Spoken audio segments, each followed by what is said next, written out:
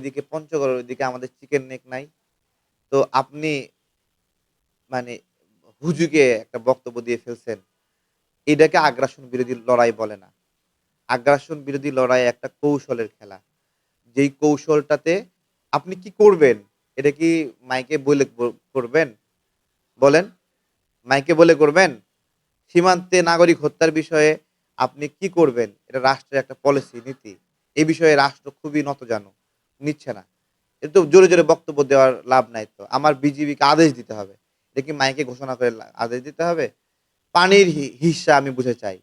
এটা তো আপনি সেভেন সিস্টার ছিন্ন করার হুমকি দিয়ে লাভ নাই। আন্তর্জাতিক আদালতে গিয়ে মামলা করতে হবে যে আমার পানি নিয়ে আগ্রাসন চলছে। খুব সহজ হিসাব। দেয় না কেন?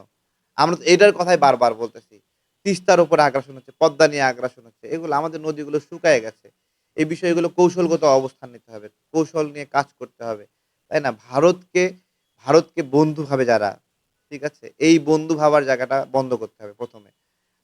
আপনি বক্তব্য দিবেন কি দিবেন না, কি করবেন না করবেন সেটা আপনার বিষয়। কিন্তু ভারতকে বন্ধু এটা ডিক্লার করা যাবে না।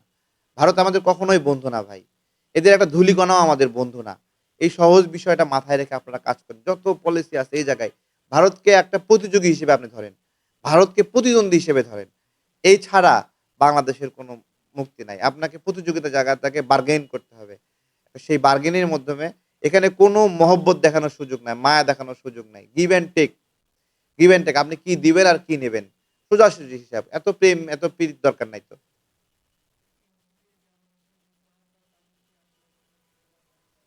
এখন এখন বিষয় হলো আ জামাত তো সরাসরি ভারতের সাথে বন্ধুত্ব করতেছে।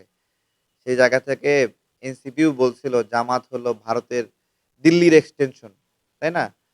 তো এখন সেই দিল্লির এক্সটেনশন এর সাথে এনসিপি কিভাবে যায় না যায় এগুলো তো আমাদের বক্তব্য না তাদেরই বক্তব্য। তারা নিজেরাই। এটা আরকি যে নোংরা ফেলে নোংরা চেটে খাওয়ার মতো। এখন নাহিদরা তো দিল্লির এক্সটেনশন এর সাথে জোট করল। তাহলে যারা দিল্লির এক্সটেনশন এর সাথে জোট করবে তারা সবাই দিল্লির দালাল। স্বাভাবিক না?